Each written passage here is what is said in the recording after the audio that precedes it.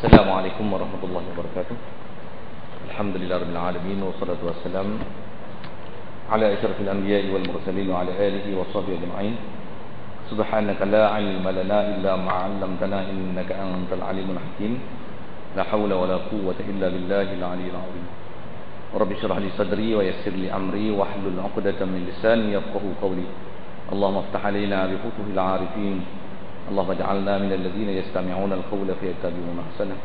اللهم علمنا مما جهلنا وانفعنا بما علمتنا يا رب العالمين. قال الناظم رحمه الله تعالى: أعوذ بالله من الشيطان الرجيم. بسم الله الرحمن الرحيم. الحمد لله على صلاته ثم سلام الله مع صلاته على نبي جاء بالتوحيد وقد عرى الدين عن التوحيد فأرشد الخلق لدين الحق بسيفه وهديه للحق محمد عقب لرسل ربه وآله وصحبه وحزبه وبعد فالعلم بأصل الدين محتم يحتاج للتبيين لكن من التطويل كلت الهمم فصار فيه الاختصار ملتزم وهذه أرجوزة لقبتها جوهرة التوحيد قد هذبتها والله أرجو في القبول نافعا بها مريدا في الثواب التامع. Hadirin sekalian, pertama sekali marilah kita rasakan syukur dan terima kasih kepada Allah Ta'ala dengan limpah kurnianya, taufik hidayah yang telah beri kepada kita, kesihatan tubuh badan, alhamdulillah, dan kelapangan masa dapat kita berkumpul di rumah Allah dalam masjid pada hari ini untuk meneruskan kuliah tafakur kita. Dan kalau tak niat iktikaf, marilah kita niat iktikaf sama-sama saja. Aku beriktikaf dalam masjid ini kerana masalah. Hadirin sekalian, ini insya-Allah kita mulakan kitab Darah Tauhid ni. Hari itu kita baca mukadimah daripada pengarangnya dan penerbit. Hari ini kita nak masuklah. Dia kata Bismillahirrahmanirrahim. Dengan nama Allah, asal terjemahnya yang Maha Pemurah lagi Maha Mengasihani. Kita dah bicara sikit dulu tentang Bismillah ni di awal saya baca kitab Fatmu'in yang lepas. Saya tak cerita panjang tu. Saya berkonsep begini, setiap benda yang saya dah lepas, kalau saya rasa perkara tu saya dah cerita panjang lebar, saya tak akan ulangi semula. Kalau ulang pun, kalau perlu ada beberapa maklumat yang rasanya perlu pengulangan, barulah akan dibuat demikian, insya-Allah. Kita mula turun ke syair dia. Dia kata alhamdulillahi ala silatihi summa salamullahi ma' salatihi. Asal terjemahnya, puji-pujian itu bagi Allah kerana kurniaannya, kemudian itu bermula penghormatan Allah serta rahmatnya ala nabiyyin ja'a bitauhid, atas seorang nabi yang telah datang ia dengan mentauhidkan. Waqad arad dinu anit tauhid, padahal sesungguhnya telah sunyi agama daripada ilmu tauhid. Kita tengok baris pertama tu, dia kata alhamdulillah, puji-pujian itu bagi Allah. Yang ni pun saya dah jelaskan dulu. Yang asalnya perkataan ni kita dah biasa sebut, pujian tu semua Allah Ta'ala punya.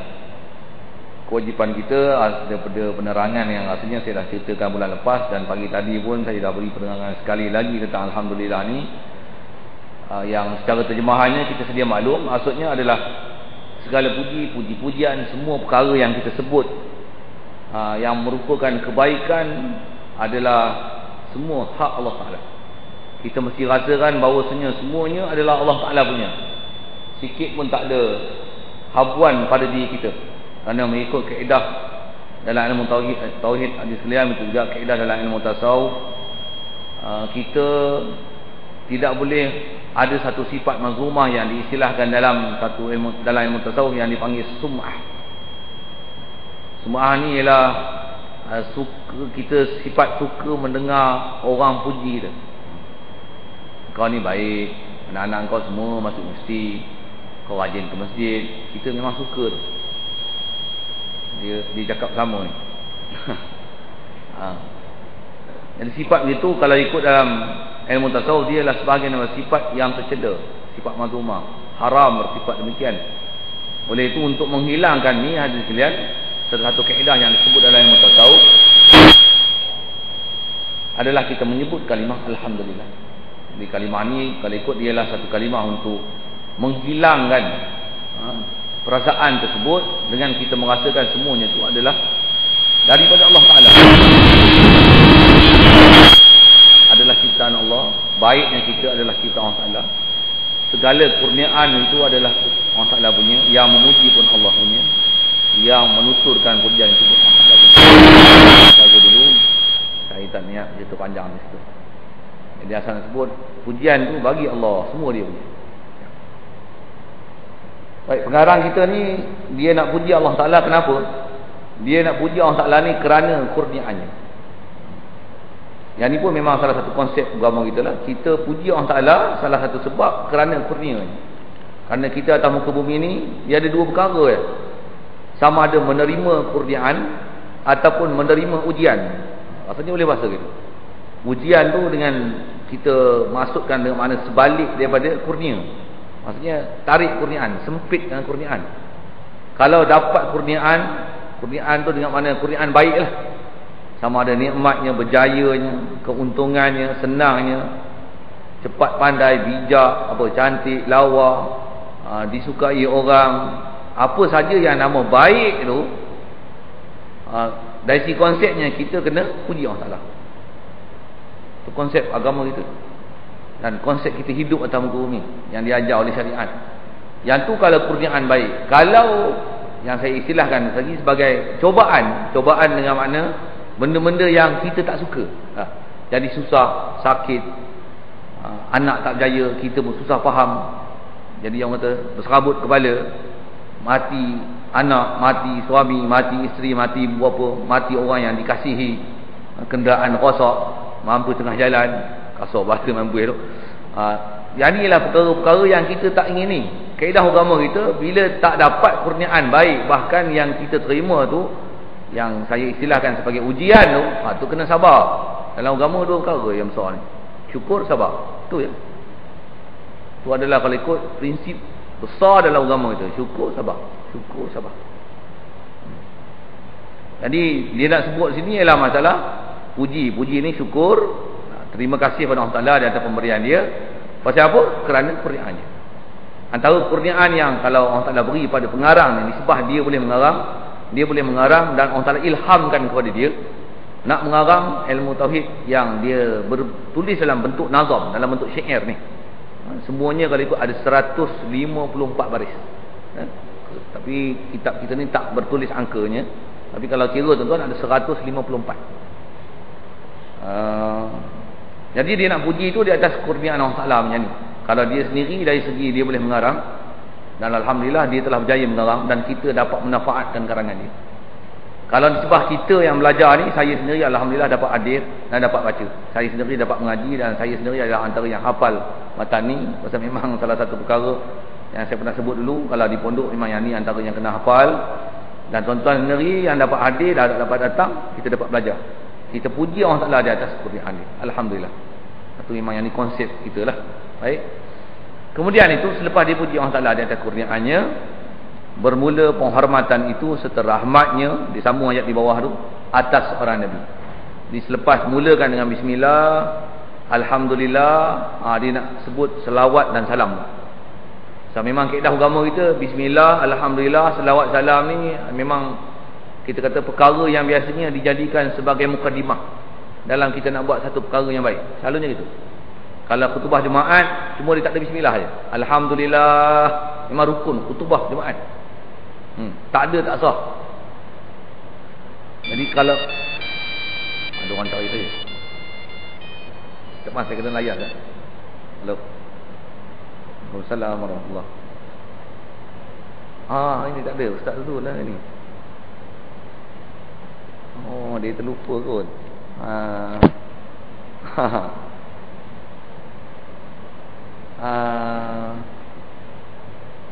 Oh, gitu ke?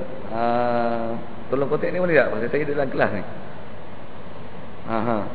Okey. Assalamualaikum warahmatullahi. Iklan sikit, bukan iklan, gangguan. Siaran tergendala sebentar. setelah disebut bismillah, alhamdulillah, dia nak sebut dengan selawat dan salam. Cuma khutbah Jumaat tak ada. Right? Pasal yang ni memang kaedah agama kita. Kemudian itu satu disebut dengan kemudian, maksudnya selepas dia sebut bismillah, alhamdulillah sebagai permulaan mukadimah kitab dia, disebut dengan kata dia bermula penghormatan Allah. Yang tu untuk terjemahkan salamullah. Kita biasa sebut perkataan salam ni. Assalamualaikum, salam, kan? Kita sebut dalam tahiyat tu assalamu alayka ayyuhan nabi, tu salam. Selalu kita berselawat tu sallallahu ala Muhammad sallallahu alaihi wasallam. Salla tu salla, selawat. Salam tu sallallahu alaihi wasallam. Salam tu duduk belakang. Asal saya nak sebut ialah perkataan salam. Salam ni kalau kita belajar bahasa Arab, dia ada salam, taslim, sallama, salim. Semua tu daripada kata dasar yang satu lah. Kalau tuan-tuan belajar bahasa Arab, tuan-tuan tahu kenapa kalimah macam ni. Ada fi'il madhinya, ada fi'il amarnya, ada masdar dia, ada masdar sulasi, ada masdar yang sulasi mazid. Ada perbezaan sikit maknanya lah. Saya tak niat nak cerita panjang yang tu. Kalau tuan-tuan nak belajar tu, tuan-tuan kena belajar bahasa Arab. Ya, betul. Lagi saya sebut tu, tuan-tuan muntah hijau je. Saya taklah nak takut-takutkan bahasa Arab tu dah. Tapi lagi saya cerita jadi sia-sia. Lagi pun nak cerita dia masa panjang, tuan-tuan pergi belajar bahasa Arab lah tu. Asal saya nak sebut ialah tang kata dia terjemahkan salam tu dengan mana penghormatan Allah.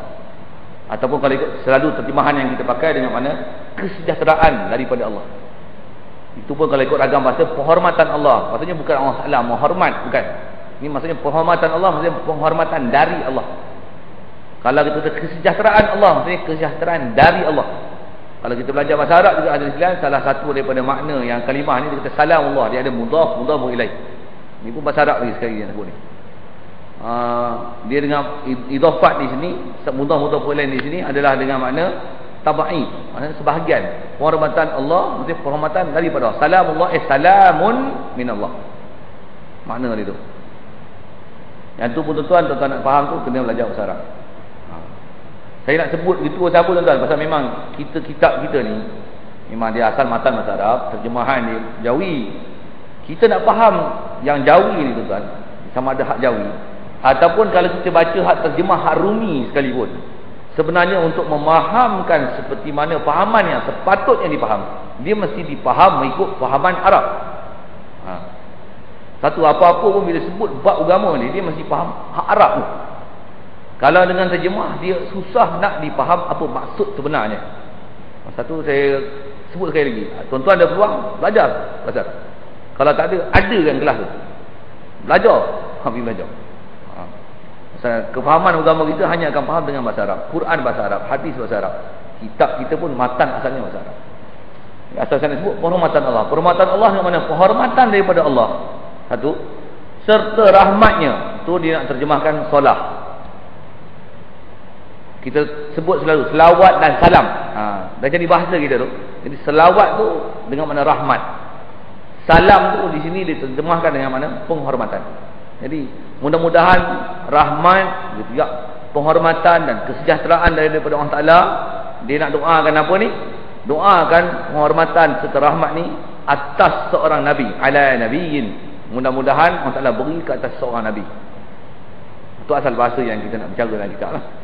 Ya, kalau perkataan ni tuan-tuan sekali lagi dalam bahasa Arab, kalau kita ngaji dalam ilmu balaghah, perkataan macam ni dia panggil kalamu khabariyah lafzan insya'iyah ma'nan.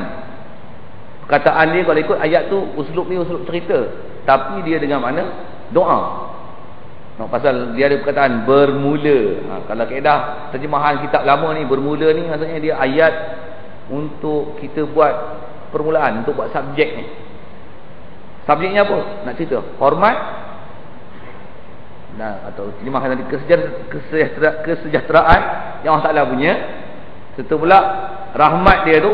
Mudah-mudahan kita terjemah siap tu dengan mudah-mudahan, tapi asal terjemahnya rahmat dan sejahtera daripada Allah Ta'ala tu atas Nabi. Asalnya ayat cerita, tapi maknanya mana doa. Tu pun tuan-tuan kalau tak faham, sekali lagi bahasa Arab. Pasal benda tu kadang-kadang kita sebut selalu. Misalnya saya sebut, misalnya ni, kalau sebut Nabi Muhammad, kita jawab apa? Sallallahu alaihi wasallam. Tuan-tuan tahu apa makna dia? Tu nak tanya. Sallallahu tu dia kalau kaedah bahasa Arab dia bermakna Salat memberi rahmat oleh Allah Taala sallallahu alaihi ke atas Nabi Muhammad wasallam, dan memberi sejahtera. Asalnya ayat tu kalau istilah bahasa Arabnya dipanggil fi'il wa fa'il. Dan atah dia sallallahu wasallam alaihi wasallam. Walaupun jumlah dia ayat fi'il dan fa'il, tapi dengan makna ayat itu dengan makna Allahumma salli, dengan makna doa tu. Dengan makna ya Allah berikanlah rahmat dan berilah kesejahteraan kepadanya. Yang tu pun sekali lagi tak faham tuan-tuan ngaji bahasa Arab. Sedap kena ayat gitu ke ni. Asal saya nak sebut tak belajar. Masa kita bicara ni nak bicara tentang itulah tentang. Jadi dia kata mudah-mudahan terjemah mudahan tu ialah nak menunjukkan maksud ayat tu ke situ.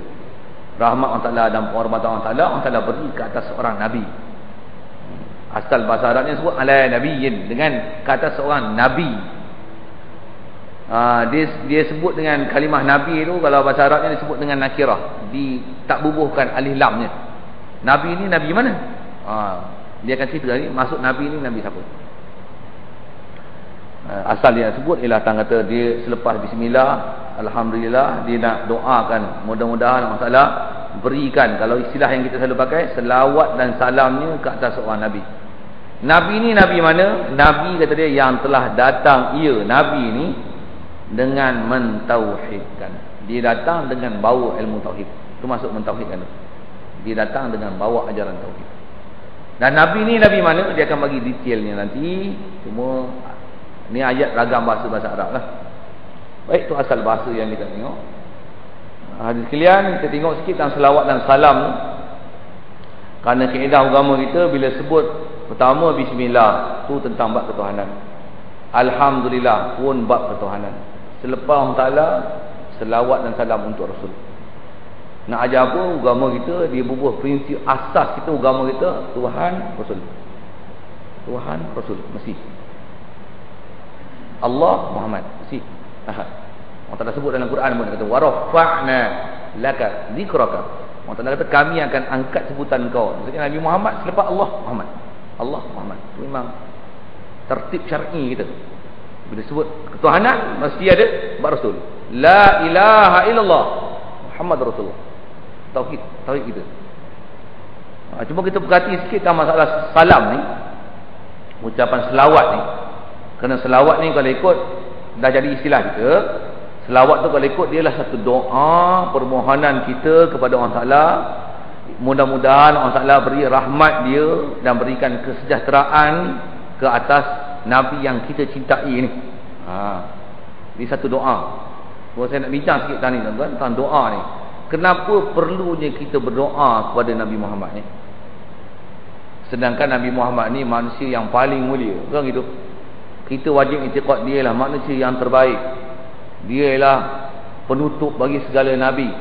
Dia Sayyidul Anbiya wal Mursalin, penghulu, ketua, apa lagi nak sebut, kutub kalau bahasa Arabnya. Nabi yang paling baiklah, tak boleh nak challenge dia. Tapi kita doa juga untuk dia. Pasal apa? Dah kata dia makhluk yang paling baik, paling mulia, sepatutnya doa tu ke kita lah, pasal kita yang tak cukup. Betul? Sepatutnya doa untuk kita lah. Ya Allah, berilah rahmat dan kesejahteraan-Mu ke atas aku. Sepatutnya doa gitu lah. Pasal apa? Nabi Muhammad dah cukup dah. Kalau kita tak selawat dan tak ucapkan rahmat, minta Allah Ta'ala bagi rahmat dan kesejahteraan kepada Nabi Muhammad pun, dia memang sempurna dah. Kalau katalah lani semua manusia kufur pada Allah Ta'ala sekalipun, Nabi Muhammad tahu itu. Lagipun dia dah wafat dalam keadaan dia beriman, dah tunaikan tanggungjawab dia sebagai Rasul untuk menyampaikan risalah dia atas muka bumi ni. Dia siap dah. Untuk kita nak doa buat apa lagi? Sepatutnya doa tu ke kita. Saya saja nak timbulkan persoalan ni sekalian, kerana saya biasa timbul satu pamphlet yang Kristian punya. Antara benda yang dia timbulkan kemusykilan kepada orang Islam lah ni, yang mufti kata 250,000 orang boleh jadi murtad tu. Salah satunya ialah pengaruh Kristian. Dia ada edarkan satu pamphlet tu dia timbulkan kemusykilan bab ni lah. Bab ni apa? Bab yang saya sebut tadi. Ke Nabi Muhammad manusia yang paling mulia, betul? Awak anggap manusia yang paling mulia Nabi Muhammad, betul? Awak kata yang ni. Kenapa awak doa lagi ke dia? Dia perbodoh-bodohkan orang Islam yang berdoa kepada Nabi Muhammad. Kata dia agama Islam tak betul. Ni dakwah dia. Saya nak ajar jawab. Pasal kita duk buat selalu lah. Kadang-kadang tak faham konsep. Baik. Hadis lain, kenapa kita berselawat ke Nabi? Pertama, kita berselawat kerana perintah Allah Ta'ala. Itu yang satu. Tak? Allah Ta'ala akan sebut apa? Kalau khutbah Jumaat, ada orang baca. Kadang-kadang Bilal yang baca. Ya ayyuhallazina amanu sallu alaihi wa sallimu taslima. Dia sebut itu. Kadang tu imam yang sebut, khatib yang sebut. Wahai orang beriman, ya ayyuhallazina amanu sallu alaihi, ucapkanlah selawat katanya. Sallu alaihi wa sallimu, dan ucapkanlah salam tasliman, seucapan sesalam-salamnya. Boleh bahasa kan itu. Jadi perintah Allah Ta'ala tu sama. Satu, kita selawat. Bukan masalah siapa sempurna, siapa tak sempurna. Kalau ikut tak sempurnanya kita, tapi kita selawat kepada siapa? Yang ni perintah Allah Ta'ala, ikut je lah. Satu. Yang kedua, apa munasabahnya? Yang tu kalau guna nas. Kalau gunakan kaedah pemikiran, hujah akal, apa munasabahnya kita berselawat ke Nabi? Ada sekalian, Nabi Muhammad ni dia adalah sebab kenapa kita boleh dapat agama. Bukan gitu? Habis itu kenapa kita berselawat ke dia? Padahal dia sempurna. Kita berselawat tu pasal tanda kasih dan hubungan kita antara kita dengan dia. Orang yang kita kasih, kita ingat selalu. Walaupun orang tu dah sempurna, tapi kita ingat selalu. Dan kita doakan dia tu, menunjukkan cinta dan kasihnya kita kepada dia. Jadi kita berselawat bukan masalah sempurna ataupun tidak dia tu, tapi kita berselawat kerana kita kasih dan cinta kepada Rasulullah. Satu, kita doakan kepada dia. Satu, kita kena ajar. Maka Rasulullah pernah sebut beberapa hadis yang mengancam sesiapa yang tak berselawat kepada dia. Kita kena ajar dia kita. Sebut saja Nabi Muhammad ni. Sebut je Muhammad sallallahu alaihi wasallam. Pasal apa? Yang tu adab yang ajar dalam agama. Pasal yang Rasulullah pernah sebut dalam hadis, kata dia, alimu auladakum, antara yang Rasulullah ajar, ajar anak-anak kamu hubban nabiyyikum, kasihkan Nabi kamu. Antara kasihkan Nabi macam mana? Selawat yang Nabi. Kasihkan Nabi macam mana? Ajar sirah dia. Buat maulidur Rasul misalnya. Antara jalan-jalan untuk menimbulkan kasih dan cinta kita kepada Rasul. Satu, kalau majlis Rasul kita sambut pasal tu, atas dasar tu, dasar untuk rasa cinta, kasih. Kalau kata kita terlupa, ingatkan. Kalau ada perkara yang kita tak ikutkan. Itu tujuan kita buat majlis Rasul. Asal saya nak sebut, kita buat semua perkara tu adalah nak menunjukkan rasa cinta dan kasih. Pasal tu kita berselawat, kita minta Allah Ta'ala berikan rahmat dan kesejahteraannya kepada Rasulullah, sekalipun Nabi Muhammad tu memang sempurna dah. Sekalipun. Satu, kita berselawat tadi. Maksudnya tu antara jawapan kita boleh beri kalau ada orang timbulkan kemusykilan. Cuma kalau kita tengok lafaz sikit, satu perkara lagi, masalah lafaz berselawat ni kadang-kadang orang silap. Tu yang nak betulkan silapan ni ada sekalian, sekali lagi kena belajar bahasa Arab. Macam mana contoh silap? Kalau kita selawat selalu macam mana? Sallallahu ala Muhammad sallallahu alaihi wasallam. Kalau salla, salam. Kalau Allahumma salli wa sallim wa barik alaihi, salli, sallim. Jangan silap baca. Kalau salli, sallim. Salla, salam. Asal saya nak sebut dua perkataan tu, selawat dan salam. Jangan salah. Kalau baca Allahumma salli ala sayyidina Muhammad wa ala ali wa sahbihi, Allahumma salli ala sayyidina Muhammad wa ala alihi wa sahbihi wa sallim. Yang salam. Kalau nak tahu kenapa salam Ustaz, ngaji bahasa Arab. Bahasa itu tentang kaedahnya ada, kaedah mudah senang kan. Boleh bagi ajar itu. Solat, salama. Salim, salli, salim. Lah. Kalau kita baca berjanji macam ni, orang baca berjanji. Allahumma salli wa sallim wa barik alaihi. Yang itu. Sallallahu alaihi wasallam Muhammad sallallahu alaihi wasallam, bukan salim. Okey. Kalau doa kunut tu, wa sallallahu ala sayyidina Muhammadin abdika wa rasulika nabiyil ummi wa ala alihi wa sahbihi. Boleh lupa dah pakai. Wa sallallahu ala sayyidina Muhammadin abdika wa rasulika. Bila panjang tu dia belakang kita mengambil kan. Wa sallallahu ala sayyidina Muhammadin abdika wa rasulika nabiyil ummi wa ala alihi wa sahbihi wa sallam. Kalau ada wa baraka wa sallam. Kalau Allahumma salli barik salim. Kaedah baris begitu. Kenapa? Menjadi Arab. Cukup. Saya tiba bahasa Arab semua ni. Tak tiba lah. Nak kata benda tu kalau cerita pun tak kata bahasa Arab tinggal ngah nanti kan. Tentu satu hal tentang masalah selawat dan salam. Satu perkara lagi yang rasanya saya nak sebut tentang masalah selawat dan salam. Kaedah dalam syarak juga, dalam kaedah fiqh kita, dalam kaedah tafsir kita, kalau berselawat tanpa mengucapkan salam adalah makruh. Pasal Allah Taala perintahkan kita dua perkara. Ya ayyuhallazina amanu sallu alaihi wasallimu. Ucapkan selawat dan salam, dua sekali. Kalau hanya ucapkan selawat tak ada salam, makruh. Taklah haram, taklah berdosa, tapi tak sempurna. Pasal Allah Taala perintahkan dua, kita buat satu. Satu Nabi Muhammad, orang tak sebut Nabi kita Muhammad alaihi salam. Kita tak sebut itu. Tak. Kalau Nabi Ibrahim, orang sebut je Nabi Ibrahim alaihi salam. Baik. Orang sebut gitu je. Walaupun boleh sebut Nabi Ibrahim alaihi salatu wassalam, boleh. Tapi kalau Nabi Ibrahim alaihi salam tak jadi masalah. Nabi Isa alaihi salam, Nabi Musa alaihi salam, Nabi Adam alaihi salam, tak apa. Tapi Nabi Muhammad bukan alaihi salam, alaihi salatu wassalam. Kenapa kena ada dua? Pasal perintah Allah Taala kena bubuh dua. Ya ayyuhallazina amanu sallu alaihi wasallimu, dua. Ucapkan selawat dan salam. Satu cek tengok selawat kita. Asal jangan sebut cek tengok.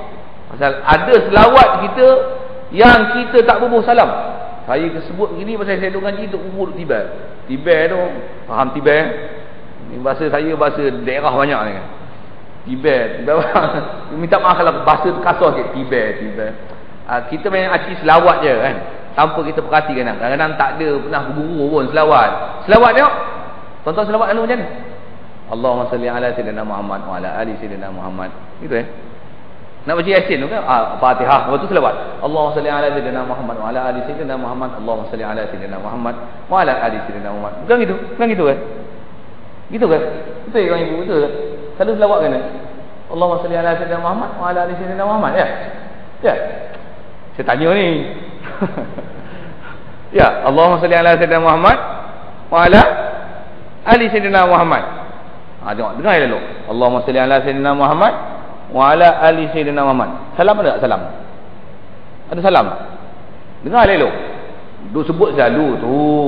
Allahumma salli ala sayyidina Muhammad wa ala ali sayyidina Muhammad. Ada salam? Tak ada. Ila makruh. Makruh. Dosa tak dosa lah, tapi selawat kita tak betul. Pasal apa tak betul? Tak ada salam. Nak bagi tak makruh macam mana? Allahumma salli wa sallim ala sayyidina Muhammad wa ala ali sayyidina Muhammad. Ataupun salim tu belakang. Allahumma salli ala sayyidina Muhammad wa ala ali sayyidina Muhammad wa sallim. Kalau nak buat sahbihi apa panjang-panjang pun, tapi mesti ada sallim. Salli, sallim. Sallallahu ala sayyidina Muhammadin. Sallallahu ala sayyidina Muhammad wa ala ali Muhammad wa sallam. Bubuh belakang. Kalau tak bubuh depan. Tu kaedahnya. Satu, kalau kita cek selawatnya ulama dah bubuh siap-siap, semua cantik. Semuanya ada selawat dan salam. Soalnya kalau berjanji Allahumma salli wa sallim, ada? Salli ada, salim ada? Sallallahu ala Muhammad sallallahu alaihi salam. Ada salam? Apa lagi selawat yang harus buat? Allahumma salli ala sayyidina Muhammad tibil qulubi wa dawaiha. Ada lah tu. Belakang-belakang ni dia mesti salam tu ada. Selawat yang selalunya ulama karang siap-siap semua ada selawat salam. Selawat salam memang tak pisah. Cuma saya nak tanyalah, tuan-tuan selalu selawat belajar kat mana? Saya rasa saya boleh bagi tolong bagi jawapan. Kita selawat pasal ikut selawat tahiyat. Betul? Selalu tahiyat macam mana? Allahumma salli ala Muhammad wa ala ali sayyidina Muhammad kama sallaita ala sayyidina Ibrahim. Kalau apa habisnya lah. Wa ala ali sayyidina Ibrahim sampai innaka Hamidum Majid. Memang tak ada salam di situ. Tapi dalam tahiyat sebenarnya ada salam. Salam ni tu awal. At-tahiyyatul mubarakatus shalawatut thayyibatu lillah. Betul? Assalamu alayka. Tu salam untuk Nabi lah tu. Salam dia dah ada awal. Cuma kita tak biasa ngaji, salam tu entah ke siapa-siapa. Entah tak makna pun tak tahu. Assalamualaikum makna apa? Entah. Tu yang malangnya kita tu. Assalamualaikum tu maksudnya sejahteralah ke atas engkau ayuhan nabi, wahai nabi. Itu salam ke Nabi Muhammad tu. Ayuhan nabi wa rahmatullah, dan mudah-mudahan rahmat Allah Taala wa barakatuh. Assalamu alayna. Salam pula untuk kita pula, mudah-mudahan sejahteralah ke atas kami imam, makmum, semua untuk semayang ni, untuk semayang jemaah, semua untuk mengaji ni. Assalamu alayna wa ala ibadillahi salihin, dan secara umumnya semua hamba-hamba yang soleh. Asyhadu an la ilaha illallah wa asyhadu anna Muhammadar Rasulullah. Ada syahadah pula. Lepas tu baru Allahumma salli, baru ada selawat tu belakang. Salamnya duduk depan. Kita cuba selawat tengok. Allahumma salli ala sayyidina Muhammad wa ala ali Muhammad. Allahumma salli ala sayyidina Muhammad wa ala ali Muhammad. Kerana hanya berpegang pada selawat tahiyat. Bukan salah, tapi hanya ada ilmu selawat tahiyat, tak tahu ada kaedah ilmu untuk berselawat sebenarnya. Cuma saya sebut tadi, dia hanya makruh, haram taklah, taklah berdosa. Tapi pasal benda tu bila makruh ni, istilah kalau kita terjemah makruh ni benda yang orang tak suka ya. Mudah-mudah bahasa itulah, makruh orang tak suka. Taklah berdosa, tapi tak suka. Kalau orang tak suka tetap tak elok lah. Tambah pula doa untuk Nabi. Kan? Kita hanya doakan, selawat je ke dia. Salam tak ada. Kaedah syarak, kaedah ilmu fiqh makruh. Habis itu macam mana? Tak nak bagi makruh. Kalau kita duk biasa Allahumma salli ala Muhammad wa ala ali Muhammad, tambahkan Allahumma salli wa sallim ala sayyidina Muhammad. Baru hilang makruhnya.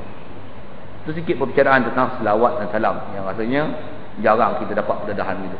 Saya sendiri tuan-tuan, masa saya mengaji Tok Guru bila dia cerita itu, macam tuan-tuan juga lah. Kalau tuan-tuan hari ni baru tahu, alamak. Saya pun dulu, alamak. Macam mana saya tak nak bagi tuan-tuan kena, saya nak cerita kat tuan-tuan. Pasal benda macam ni belajar baru tahu. Okay, itu sedikit cerita tentang selawat dan salam. Baik, dia nak ucapkan selawat dan salam ni sekalian untuk Nabi. Nabi ni, Nabi mana? Nabi yang datang membawa tauhid. Kalau ikut dia ada Nabi tertentu ni. Nabi ni memang Nabi kita Muhammad sallallahu alaihi wasallam. Tapi secara umumnya disebut Nabi. Nabi ni pula, Nabi mana? Nabi yang datang bawa dengan mentauhidkan, maksudnya membawa ilmu tauhid. Hadirin sekalian, semua Nabi bawa ajaran tauhid. Daripada Nabi Adam AS, kalau kita istilahkan bahasa Nabi ke dia, sampai Nabi kita Muhammad sallallahu alaihi wasallam, mula hingga akhir, semua Nabi mengajar ajaran tauhid yang sama. Semuanya mengajar la ilaha illallah. Semua Nabi dan Rasul ajar tu. Akidah sama, tak berubah sikit pun. Kalau bahasa kampung, kalau saya suka bahasa ini, tak, tak. Tauhid yang diajar tu, sejak Nabi Adam hak itulah la ilaha illallah, sampai Nabi Muhammad pun la ilaha illallah. Semua sama. Bezanya kot belakang sikit, pasal ikut Nabi je lah. Kalau masa Nabi Nuh, la ilaha illallah, Nuh Rasulullah. Masa Nabi Nuh, iktiraflah Nabi Nuh. Masa itu Nabi Muhammad tak ada lagi, nak Muhammad Rasulullah. Macam mana? Nabi Isa kalau la ilaha illallah, Isa Nabiullah. Nabi Musa la ilaha illallah, Musa Rasulullah. Nabi Muhammad la ilaha illallah, Muhammadur Rasulullah. Beza ni tang belakang, mengikut Nabi yang dihantar ke kaum tersebut. Kita mengikut Nabi yang diutuskan ke umat tersebut. Umat tersebut kita lah. Satu la ilaha illallah kita sama tu daripada Nabi Adam sampai Nabi Muhammad. Beza dia Muhammad Rasulullah, Musa Rasulullah, Isa Rasulullah, Nuh Rasulullah, tentu beza. Tapi semua Nabi datang membawa tauhid. Satu ajaran besar agama, tauhid. Baik, tauhid sama tuan-tuan. Nabi-nabi yang berbeza apa? Berbezanya fiqh beza. Syariat tak sama. Syariat tu maksudnya cara kehidupan, hukum nikah kahwin, berjual beli, najis, masalah, hukum taubat tak taubat apa. Dia berbeza mengikut satu nabi dengan satu nabi lain berdasarkan zaman, tempat, situasi berbeza. Cuma Nabi Muhammad hak dia tak ada ubah-ubah sampai hari kiamat. Nak ubah pun sikit je waktu Nabi Isa datang.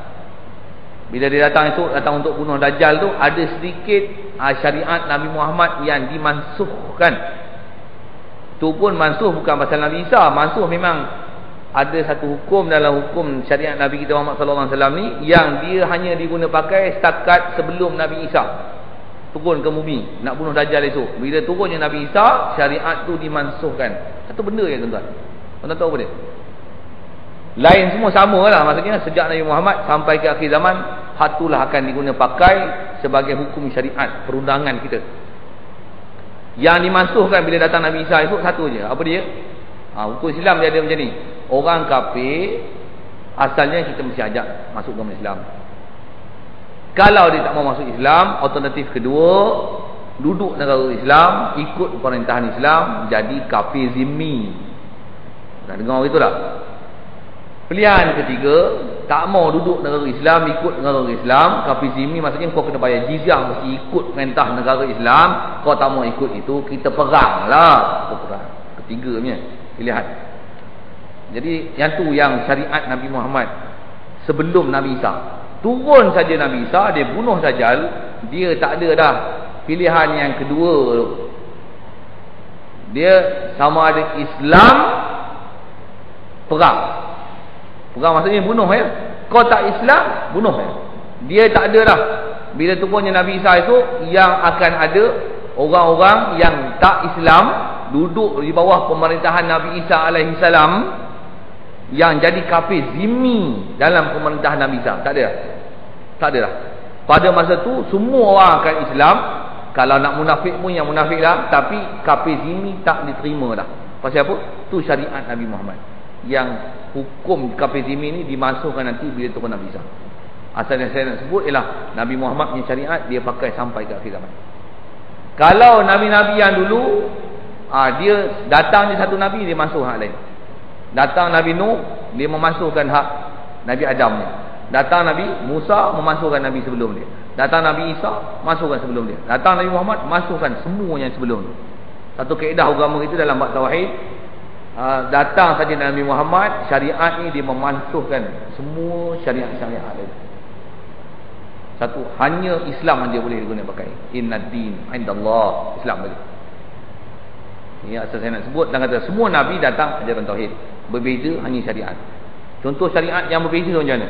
Misalnya Nabi Adam AS, dia syariat dia boleh kahwin adik-beradik.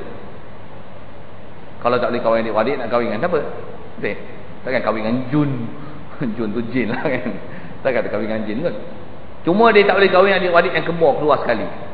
Kembar dia laki perempuan, laki perempuan, laki perempuan. Cuma yang laki perempuan keluar sekali tu kata tak boleh kahwin. Tapi adik-adik ni dia mesti hak kembar ni, yang ni laki sini kahwin perempuan sana, laki sini perempuan sana. Dia mesti kahwin silang kali gitu. Keluar sepancol, perut keluar, mengandung sekali satu perut tu, tu tak boleh kahwin sekali. Yang tu asal-asal syariat Nabi Adam. Lepas tu dah ramai masuk. Zaman bila jangan tanya saya. Saya bukan pakar bab tu sejarah-sejarah dah. Tapi lepas tu dimasukkan. Kalau ikut syariat, lepas tu macam-macam perkara yang diubah. Semua dalam kitab-kitab dia ada pendetilan dia. Saya tak nak cerita panjang. Saya nak sebut sebahagian yang misalnya yang sebut dalam Quran. Antaranya masalah taubat, syariat Nabi Musa. Nabi Musa syariat dia, kalau nak taubat kena bunuh diri. Khususnya taubat salah dosa tu, dosa dalam bab syirik. Kalau pernah sembah selain pada Allah Taala setelah beriman, syirik, maksudnya hukum jadi murtad, nak masuk Islam balik. Pada zaman Nabi Musa nak taubat, mengasaskan Allah Taala balik, syarat dia taubat. Taubat dia bunuh diri. Tu dia apa? Tu syariat Nabi Musa. Yang kita baca dalam surah Baqarah tu, faqtulu anfusakum dzalikum khairul lakum inda bari'ikum fataba 'alaikum. Tu ayat cerita tentang taubat tu. Kata faqtulu anfusakum, nak taubat bunuh diri kamu. Dzalikum khairul lakum, bunuh diri itu lebih baik pada kamu daripada hangpa hidup dalam keadaan kufur ataupun taubat dalam keadaan tak bunuh diri untuk nama syarat penerimaan taubat tu. Inda bari'ikum, yang tu lebih baik di sisi Tuhan kamu. Fataba alaikum, dengan sebab kamu bunuh diri tu, fataba alaikum, tak ada terima taubat kamu. Pasal salah besar, salah bab syirik. Sampai boleh sembah anak lembu apa, nak taubat bunuh diri. Tu syariat Nabi Musa. Nabi Muhammad tak ada. Tapi hukum bunuh tu tetap ada. Bila mereka tak ikut syariat, dah murtad, tak mau masuk Islam balik, tu bunuh. Tu tetap ada. Tapi kalau taubat, masuk Islam balik, sungguh-sungguh taubatnya, tu tak ada masalah bunuh diri. Maksudnya kalau dia bersungguh taubat, diterima taubatnya. Yang tu sedikit saya nak sebut yang ada dalam Quran, yang berbeza syariat Nabi kita Muhammad sallallahu alaihi wasallam dengan syariat nabi-nabi sebelum ni. Okey. Asal saya nak sebut tauhidnya sama. Kita nak fokus tauhid ni. Tauhid sama. Satu hadirin sekalian, kita kena murnikan sesungguhnya tauhid kita ni. Pasal apa? Bila sama ni, barulah kita punya fahaman agama kita dalam bab ketuhanan, dalam bab kerasulan sama macam nabi-nabi dan orang soleh, orang-orang yang beriman dulu. Sama, dia memang tak berubah sikit pun. Baik. Jadi dia nak ucapkan selawat dan salam untuk Nabi yang bawa ajaran tauhid ni. Secara umumnya semua Nabi. Baik, Nabi datang ajaran tauhid ni. Bila Nabi datang bawa tauhid ni? Kata dia masa dia datang bawa tauhid tu walhal. Walhal kata dia pada halnya, sesungguhnya pada masa dia datang bawa tauhid tu telah sunyi agama daripada ilmu tauhid. Agama yang ada pada masa tu ada. Fahaman bab-bab ketuhanan ni, menganggap adanya Tuhan ada. Tapi dah sunyi pada tauhid. Maksud sunyi tak ada. Fahaman nak kata Tuhan ni asa, Tuhan ni satu. Pada masa sebelum diutus Nabi Muhammad tu sebagai Rasul, pasal dia nak fokus ni pada Nabi kita Muhammad sallallahu alaihi wasallam, memang pada masa tu ajaran mengasakan Allah Ta'ala tak ada. Fahaman Tuhan tu ada. Cuma Tuhan dia nama dia lain lah. Al-Lata, Al-Uzza, wa Manat, Wasal, Sakal Ukhra. Ada 3 lagi berhala besar-besar di keliling Kaabah. Semua tu ada. Dan fahaman tu fahaman Tuhan. Tapi Tuhan yang asa hanya Allah Ta'ala saja yang mesti disembah, tak ada. Satu orang Ta'ala hantar Rasul untuk memurnikan balik, mengembalikan balik fahaman Tuhan ni. Hadirin sekalian, kalau kita lihat masalah fahaman Tuhan sejak daripada zaman Nabi Adam dulu sampailah ke kiamat ni, memang akan berlaku krisis dalam bab ketuhanan. Mesti. Satu, kita kena belajar ilmu tauhid. Ilmu tauhid ni dia tak boleh pandang kita beriman okey la ilaha illallah Muhammadur Rasulullah, Islam okey boleh pakai sepanjang hayat. Memanglah pakai sepanjang hayat, tapi jangan tak tahu benda yang boleh menyebabkan terpaling ni cukup banyak. Dalam kita duk mengaku Islam pun, insya-Allah kita akan tempuh nanti satu-satu kalau kita semak, rupanya banyak perkara-perkara yang tersalah. InsyaAllah kita akan tempuh nanti. Asal saya nak sebut ialah ajaran tauhid ni memang dia mudah tersimpang. Pasal apa tuan-tuan? Kerana bab ketuhanan ni dia adalah satu bab ghaib. Dia bukan orang kata benda boleh nampak dengan mata kepala. Dia mesti antaranya dengan akal fikiran, hujah satu. Dan selain daripada hujah dengan akal fikiran, dia adalah iman bil ghaib. Yang tu yang masalahnya.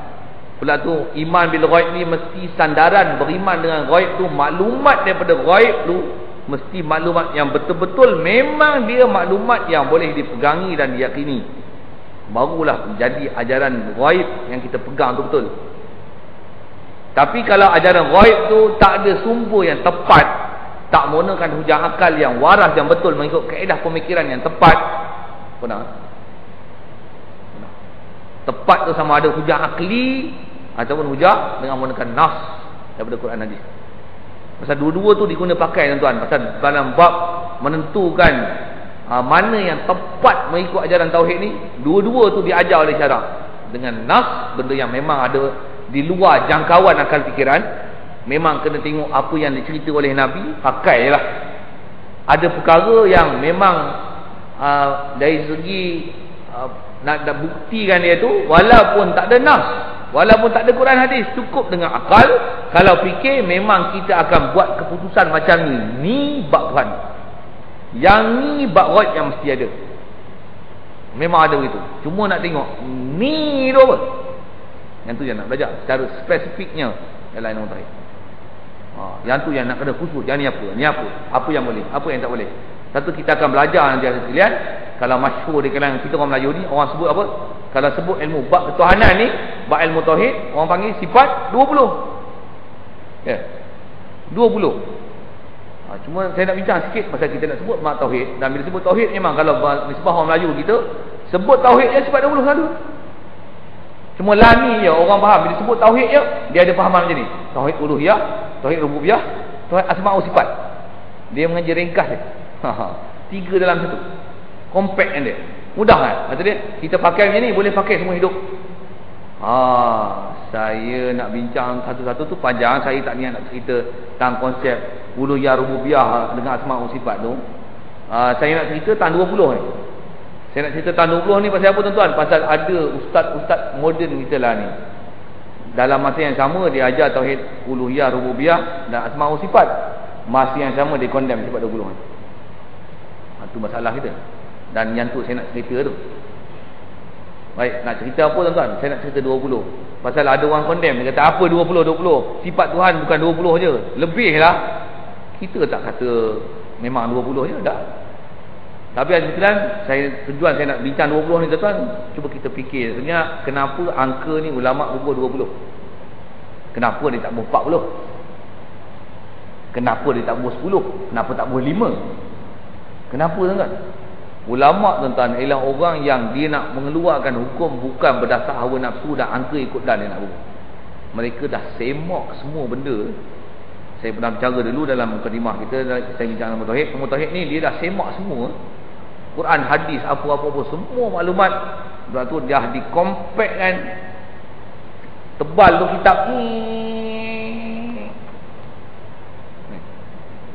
154 baris yang akidah ahli sunnah wal jamaah punya, ittifaq ahli sunnah wal jamaah. Ingat senang-senang je pergi buang-buang tu. Periksa pun kalau tak reti meringkas karangan tak dapat 9/10. 10/10 tu hak Allah Taala dengan Rasul je. Nak dapat 9 tu jenuh tuan-tuan. Bayangkan yang nas hadis macam tu, Quran 30 juzuk dengan tafsir dia macam tu. Saya dah cerita dulu banyak-banyak jilid-jilid tu kan. Buat tauhid 154 baris. Ni syarah dia tuan-tuan. Saya pegang syarah dia lah, syarah Arabnya. Macam mana nak buat gitu? Okey, asal saya nak sebut 20 tu. Kenapa angka 20? 20 ni pun masyhur mengikut pendapat salah seorang daripada imam dalam bab tauhid ni, Abu Mansur Maturidi. Pasal ada dua ulama tauhid yang terkenal dalam bab ni, Abu Mansur Maturidi dan Abu Hasan Asy'ari. Mengikut Hasan Asy'ari, dia kata 13. Bukan 20. Baik, saya nak sebut angka. Kenapa 13 dan 20? Hadirin sekalian, angka 20 ni dia ialah satu angka yang memang kalau tak tengok Quran, tengok hadis pun, kalau tak tengok Quran, tak tengok hadis, dengan gunakan akal, fikir elok-elok, sifat 20 ataupun yang Asy'ari kata 13 ni, 13 tu pasal dia tak kira sifat maknawiyah. Rasanya dah dengar kataan bahasa tu dah kan. Dia ada sifat nafsiyah, salbiyah kan gitu. Bukan nama orang salbiyah tu. Ma'ani, maknawiyah, kan, nafsiyahnya 1, salbiyahnya 5, ma'aninya 7, betul tak? Maknawiyahnya 7 kan? 20 tu campur semua 20. 13 tu pasal apa? Pasal Asy'ari, Abu Hasan Asy'ari dia membuang 7 yang di belakang ni, maknawiyah. Saya nak cerita apa? Kenapa angkanya 12, 13 ataupun 20? Baik. Hadirin yang ulama tauhid yang kata kita mesti wajib belajar 20 ataupun 13 mengikut Asy'ari tu, yang dia buang sifat manawiyah tu tak payah kira, dia kata cukup dengan 13. Pasal apa? Pasal 13 ni cukup dengan akal. Kita akan buat keputusan yang ni sifat yang tak dapat tidak, Tuhan mesti ada sifat ni. Tak payah baca Quran apa?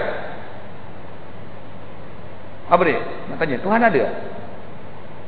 Arab kata apa? Wujud. Tak payah baca Quran apa? Orang taklah hidup ke mati? Hidup, hayat, nampak? Tak payah Quran apa? Takkan Tuhan mati kot? Apa bodoh mak kita pun hidup. Tuhan apa lagi? Pandai ke bodoh? Pandai. Arab kata apa? Ilmu. Ada ilmu. Lagi apa? Agak-agak dia kena paksa ke dia buat sendiri? Takkan kena paksa. Iradat. Ada kehendak. Orang taklah ni ada mula. Ada mula mesti ada orang buat dia. Itu dia jadi sendiri. Mana boleh dia buat diri dia sendiri? Mustahil. Itu apa? Dia kidam, mesti sedia, dah sedia dah. Ada hujah-hujah akalnya tu, nak cerita panjang. Saya nak sebut apa? Yang secara rambang kita sebut gitu ya. Yang kata mesti tak dapat tidak. Kidam. Dia mati ke? Tak masuk akal Tuhan mati. Bukan kita. Bakok. Betul? Tak payah pakai nas, tak payah pakai Quran lah. Tak payah pakai Quran, cukup dengan akal. Apa lagi? Bakok. Ilmu hayat sama. Pekak ke? Takkan pekak kot. Sama. Melihat je. Takkan buta kot. Basar. Bisu ke? Takkan bisu kot. Kita pun bercakap. Kalau dengan nak hujah-hujah pula Quran tu kalam dia. Kalam mesti dia ada kalam. Kalam. Nampak? Apa lagi ya? Dua. Fikir dia mesti orang kena hujah satu. Dua fikir orang. Apa hujah untuk menunjukkan? Memang kalau fikir sudah. Takkan dua kot. Kalau satu apa? Wadaniyah. Dia perlu tak bantuan orang lain? Perlu bantuan Tuhan apa? Kiamu binafsi. Mesti dia berdikari sendiri, dia satu, dia cukup. Dia tak perlu anak, tak perlu isteri, tak perlu malaikat apa. Dia buat untuk menunjukkan kebesaran dia, keagungan, kehebatan dia mengurus nama takbir. Itu je. Seorang dia cukup. Lagi apa? Dia serupa macam kita ke? Berhidung, muka, bertangan, kaki. Tu kita. Dia mesti mukhalafah ahli hadis. Apa yang tak sebut? Kudrat. Untuk tidak ambak mukhalafah ahli hadis. Rasa cukup lah tu 13. Yang sebut 13. Itu 7 lagi manawiyah macam apa? Dah ada kudrat. Ada lah iradah. Dah kudrat iradah dah. Dah ada kudrat, mesti ada kaunul qadirat. Tuhan ni bila dia alim, bila ada alim, bila dia ilmu, dia ada ilmu. Dia Tuhan yang alim, gitu ya? Dah ilmu kaunu aliman. Dia ilmu alim. Bila ada kudrat qadirat. Bila ada iradat muridan. Bila ada ilmu, aliman, hayat, sama' sami'an, basar basiran, kalam mutakaliman. Mesti lah tu. Ar-Rahman, mesti ke Ar-Rahman? Mesti ke Ar-Rahim? Dia bagi semua ke? Hak tu jangan pandai-pandai dengan kepala otak. Dia ni perampun ke? Dengan kepala otak dia tak cukup. Pasal akal hak tu belum pasti ya. Pasal sifat-sifat yang selain pada 20 ni, yang mengikut Maturidi, 13 yang tak sebut maknawiyah ni, yang disebut oleh Asy'ari, yang tu sifat-sifat yang istilah dalam ilmu syarak dipanggil sifat yang tauqifiyah.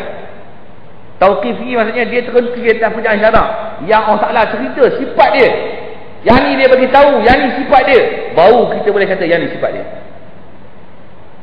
Kalau dia tak bagi tahu, kaedah umumnya Allah Ta'ala bersifat dengan segala sifat kamalat. Apa saja sifat sempurna yang layak atas nama ketuhanan, dia akan bersifat dengan sifat tu. Kalau tak layak, dia tak akan bersifat dengan sifat tu. Mustahil dia bersifat dengan sifat kekurangan yang tak layak dalam bab ketuhanan. Dia tak akan sifat gitu. Secara umum kaedahnya gitu. Cuma apa sifat kesempurnaan itu, dia tak boleh mainkan. Yang tu yang baru tengok dalam Quran, tengok dalam hadis. Allah Ta'ala cerita sifat dia apa? Ar-Rahmanir Rahim. Rahman Rahim. Maliki Yaumiddin, Al-Malik. Maliki Yaumiddin, sifat dia Al-Malik. Dzul Jalali wal Ikram. Ghaffar. Wa inni la ghaffarun. Ghaffar, Jabbar, Muntaqim, Aziz. Semua sifat-sifat tu bukan boleh reka sendiri. Pasal apa? Yang tu dia cerita baru kita tahu. Pasal apa? Dia saja yang tahu apa sifat kesempurnaan yang ada pada dia. Kita hanya boleh berdasarkan akal fikiran apa yang termampu dengan akal.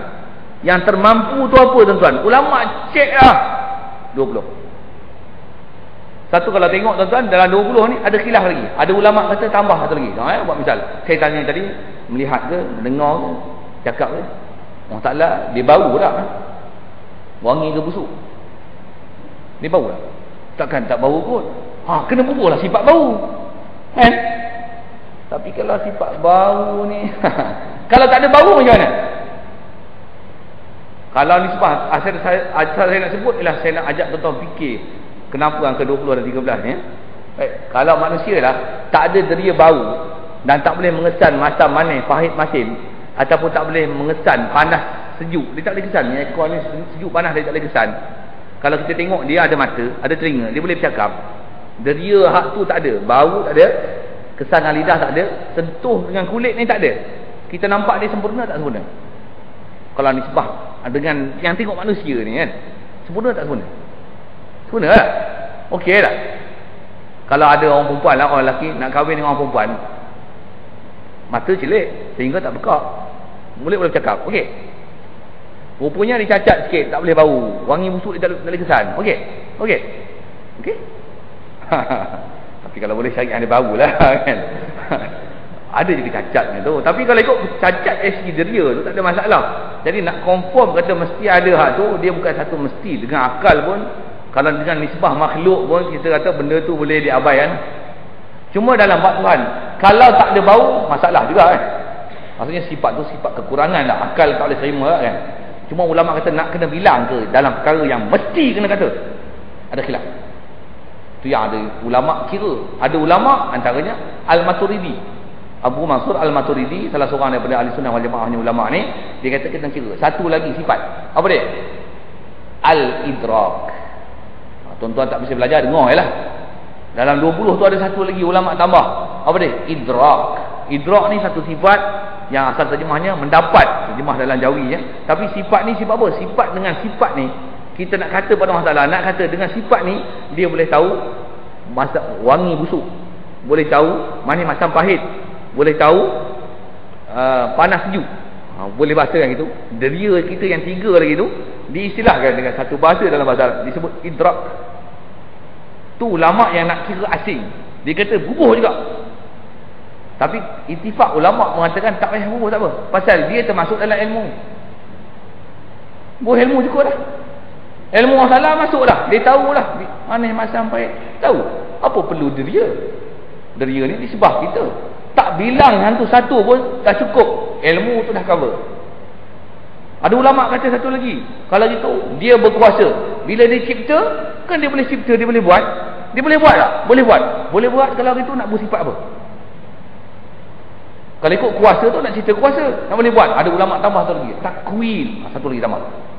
Tak biasa belajar sifat 20, dia ingat 20 je lah. Ada lagi tuan-tuan. Nak cerita ada khilaf-khilaf dulu. Ada satu lagi dia tambah, takwin. Takwin maksudnya memperjadi, nak mencipta. Bila kudrat ni kuasa nak buat je. Bila buat tu hak tu dia panggil apa? Buat tu dia panggil takwin. Ada ulama kata nak kena bilang ke? Nak tak kena bilang ke? Abu Mansur sekali, Mansur Maturidi sekali lagi dia bilang kan. Dia tambah satu lagi, takwin. Bila ada idrak, ada kaunuhu mudrikan. Ada takwin, ada kaunuhu mukawinan. Ada sifat maknanya, adalah maknawiyahnya. Ada maknawiyahnya. Tapi kalau ikut yang jumhur sebut, tak payah campur lah idrak dengan takwin ni. Cukup dengan 20. Tu pun ringkaskan dia lagi dengan sebut 13 saja mengikut Abu Hasan Asy'ari. Dia kata 13 macam apa? Dah sebut ilmu mestilah alim, tak sebut lah ni apa? Mafhum, understood, you know. Itu yang boleh jadi angka 12, 13 ataupun 20. Satu yang ulama tauhid susah payah buat kitab sampai belajar sifat 20, siap dengan dalil, hujah akalnya. Pula tu dah wajib, dia bubuh pula mustahilnya pun 20 ya. Atas kata 20. Kalau yang kira 13, yang 7 tu terangkum dalam sifat ma'ani tu, maknawiyah terangkum dalam sifat ma'ani tu, dia kata 13. Lawannya pun mesti 13 juga. Dia mesti sebut dua-dua sekali. Hak wajib ada, mustahil ada. Tujuannya pasal apa? Pasal akal ni kadang-kadang bila faham satu pihak je, nanti takut dia tak menafikan dia sebalik. Satu dia ada, bila ada mustahil dia ada. Yang ni yang saya nak sebut kata, ustaz-ustaz model lah ni, dia kata leceh kan di sifat 20. Dah ada lawannya tiada pula. Dah sedia lawannya baru pula. Dah ada lawan-lawan pula. Dah ada tu tak ada. Lawan tak ada, pening kepala. Engkau bodoh, tak erti, kau tak pening. Saya suka buah ayat itu. Pasal memang bodoh tuan-tuan. Orang yang menafikan benda-benda ni, dia tak bisa belajar kitab-kitab macam ni. Satu, dia bodohkan ulama. Orang yang mengaji bab ni tuan-tuan, yang itulah ilmu yang memantapkan bab ketuhanan tuan-tuan. Satu, bila bahas tentang falsafah tentang bab ketuhanan, orang-orang yang hanya mengaji dengan ilmu saya sebut tadilah, uluhiyat, rububiyat, asma' wa sifat, dia tak lepas pi nak bahas dalam bab-bab perkara macam ni. Dia nak faham Tuhan tu ittihad wal hulul, adalah istilah-istilah dalam Arabnya. Bila nak bahas perkara macam ni, dia tak erti. Pasal apa? Bukan ahlinya, dia tak pernah masuk bidang perbahasan ulama. Yang ulama dah bincang, dah siap, dia kompak saya sebut tadi.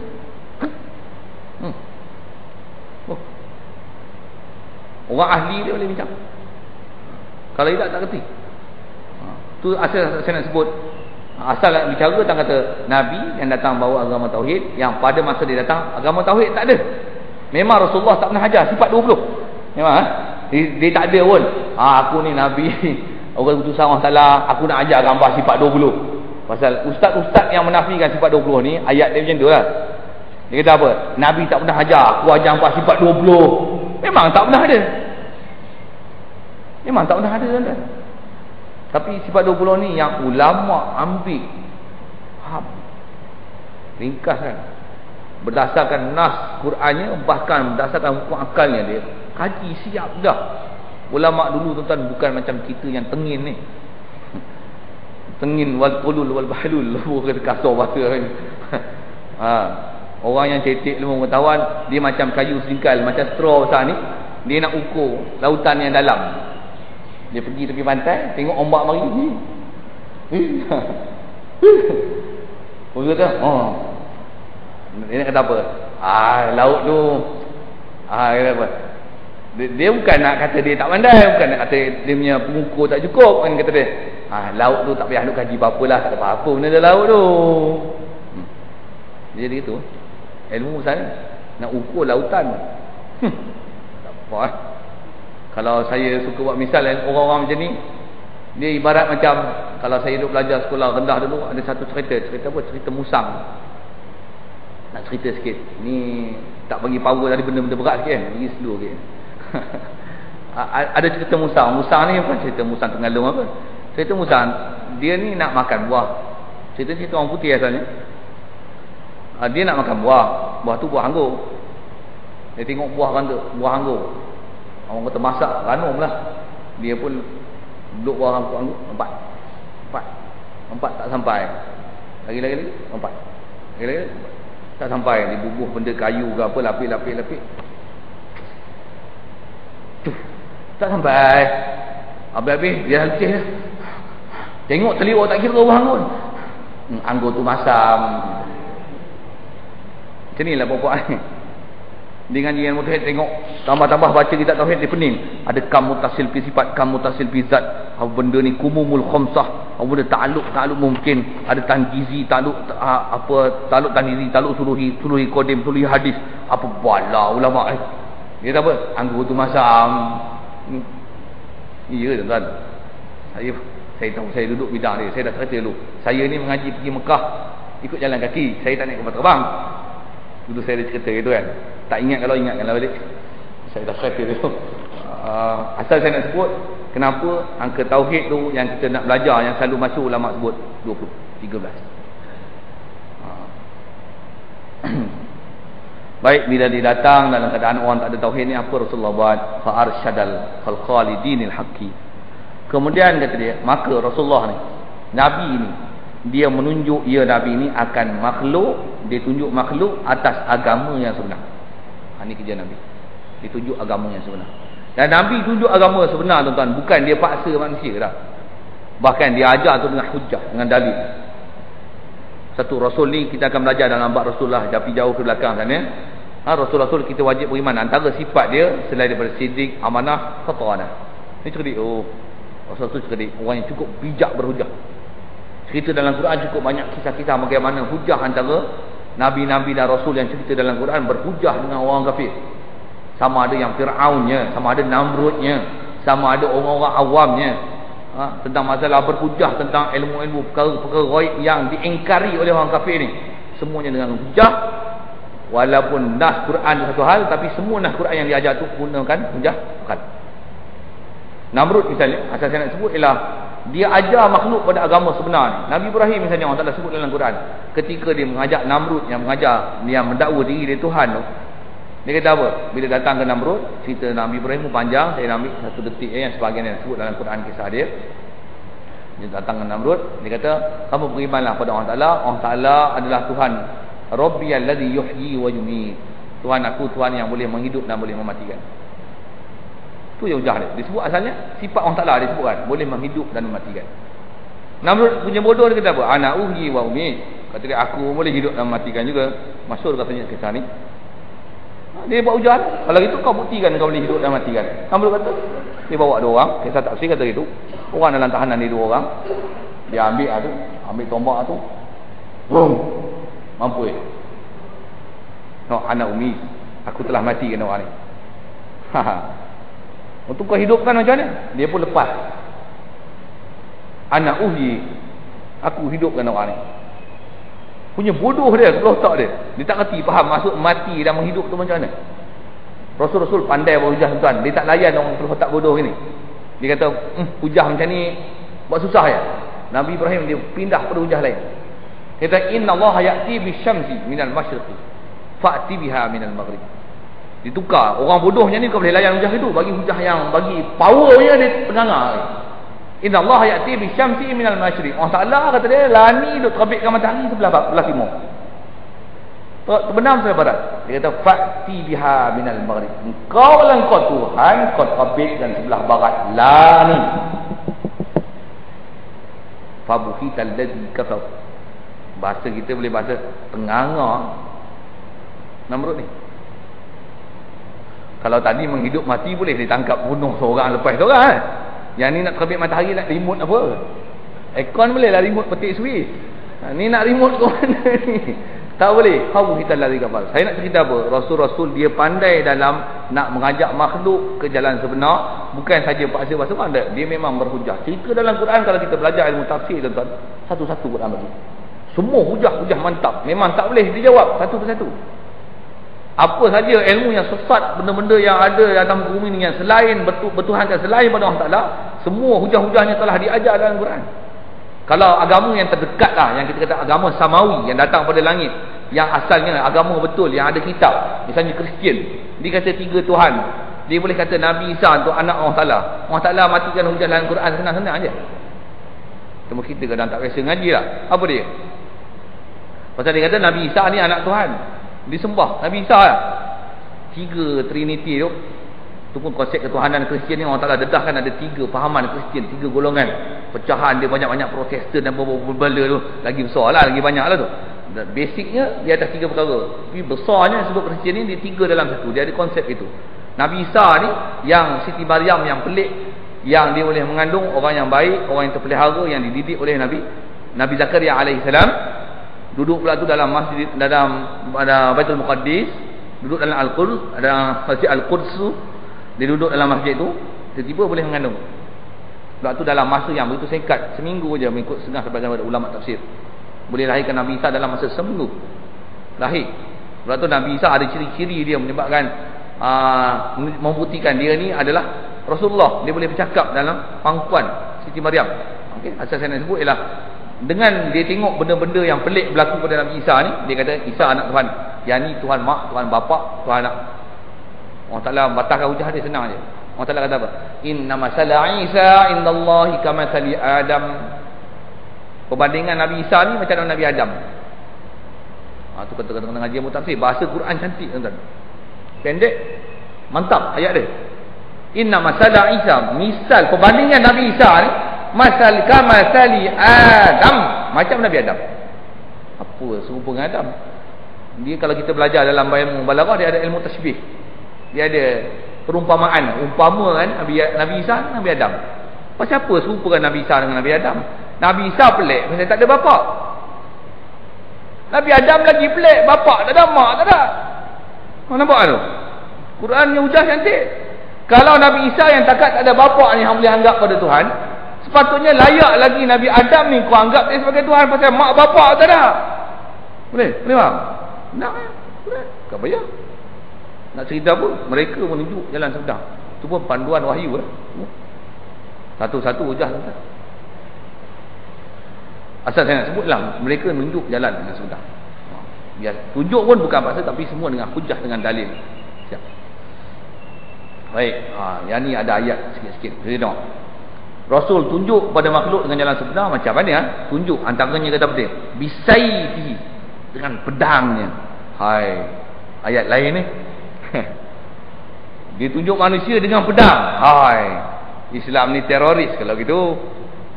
Nabi ajar pakai pedang. Dan dengan petunjuknya. Disebut pedang, petunjuk. Kita tengok sikit. Pasal yang ni ulama dia karang biasanya ada pasal. Dan kita tengok kenapa disebut Nabi mengajar dengan pedang.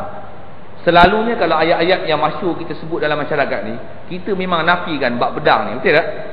Kita memang cerita Islam ni agama yang ada toleransi, lemah lembut, dia taklah keganasan, dia tak ada pakai pedang tu apa-apa, bagi ayat macam-macam seolah-olah Islam ni kalau orang berkata is very tame animal, maksudnya macam binatang yang sangat jinak. lukis gambar kartun Nabi Muhammad memburuh bom atas kepala. Murtad 250,000 mesti kita. Nak buat IFC, nak buat macam-macam ne'mah, nak tuntut perintah. Islam boleh tolak ansur. Yang ni yang jahanamnya umat Islam. Jahanam pasal apa tuan-tuan? Jahanam tak mengajarkan hukum yang asal yang memang ada dalam agama kita. Apa dia? Tapi taklah tujuan nak cerita sini Islam disebarkan agama dia dengan pedang, bukan asalnya memang kita menafikan perkara tu. Cuma nak tunjuk kalau ikut syarah-syarah bagi kitab ni, dia cerita panjang. Nak cerita apa? Dia kata asal ayat dia tu kalau kita baca, dia menunjuk manusia jalan sebenar dengan pedang. Pedang ni adalah sebahagian daripada jalan dia menunjuk. Pasal memang kesempurnaan syariat Nabi yang akhirnya sampai dia takluk Mekah tu kan, dia kalau ikut asalnya nak pergi perang tu, nak perang tu, berlakunya perjanjian Hudaibiyah tu, nak masuk ke Mekah tu. Kalau nak sebut tentang Hudaibiyah tu satu hal nak cerita, tapi rasanya saya boleh sebut secara umum. Rasulullah berada di Madinah tu tuan-tuan, dia boleh ajar manusia masuk ke orang Islam. Mula-mula memang cara berlembut. Memang Islam asal memang toleransi sungguh. Lakum dinukum waliyadin, agama kamu, agama aku, kau lah aku. Tak ada nak ganas-ganas. Memang tak ganas, memang Islam bukan ganas. Tapi bila berlemah lembut pindah ke Madinah, kita nak buat cara baik-baik, ada orang kurang hajar dengan Islam, nak dikepungnya Madinah. Perancangan daripada Ahzab macam-macam. Kalau kita tengok siri peperangan dalam sejarah Rasulullah tuan-tuan, yang masyhur kita dengar perang Badar, perang Uhud, perang Khandaq, yang tu memang tak tahu perang tu saja orang Islam. Peperangan dalam Rasulullah tuan-tuan tahu apa? Dia ada istilah perang dia panggil saraya. Tak biasa dengar lah kan ni. Dia ada ghazwah. Dia ada peperangan yang Rasulullah pergi perang. Ada batalion yang Rasulullah hantar yang Rasulullah tak pergi bersama. Yang Rasulullah pergi bersama dia panggil ghazwah. Yang Rasulullah tak pergi dia panggil saraya. Ghazwah yang Rasulullah pergi bersama, angka tu saya tak tahu pasti, tapi tak silapnya 27. Yang Rasulullah pergi bersama dengan batalion askar dia, hak Islam.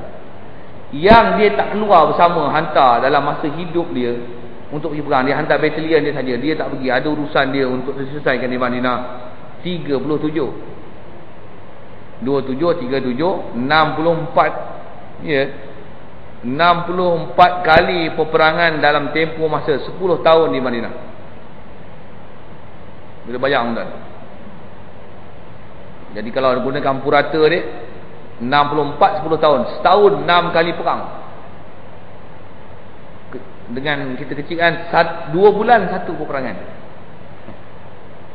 Iraq pun 6 tahun sekali, 90 96 ya, 96 2002, saya tak ingat angka tu. Dulu sekali lah masa tu, ni sekali hancur 2 kali perang je. Madinah yang kecil ni, kapal yang keliling dia 64 kali perang dalam tempoh 10 tahun. Islam boleh survive. Tengok macam mana strategi ketenteraan Rasulullah. Itu yang dia sebut, kata ajar makhluk berjalan sebenar. Salah satu strategi dia peperangan. Maksudnya Islam mengajar kita mesti ada institusi ketenteraan. Memang itu benda yang kena pertahan diri.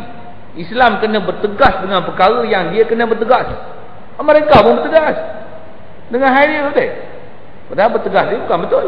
Digunakan ketenteraan dia untuk paksa orang. Dia kata Iran ni kau buat nuklear, walaupun orang tu kata nak jalan kuasa apa-apa, aku kata berhenti. Dia guna kekerasan. Walaupun konsep dia tak betul, dia bukan ni takut kena nuklear, dia nak minyak kawan tu. Dia bagi alasan itu. India boleh pula dia pakat. Isu semasa lah tu. Ini hak Rasulullah ni. Jadi nak menunjukkan bahawasanya sebahagian besar daripada yang ada dalam agama kita ada sekalian ialah masalah perang. Salah satu syariat kita, dia ada al-jihad fi sabilillah. Itu salah satu syariat tu. Dalam Quran banyak ayat-ayat yang suruh perang Infiru khifafan wa thiqala wajahidu fi sabilillahi haqqa jihadi wa waqtuluhum haitsu taqiftumuhum. Kalau hadis Rasulullah sendiri sebut, umirtu an uqatilan nas hatta yashhadu an la ilaha illallah.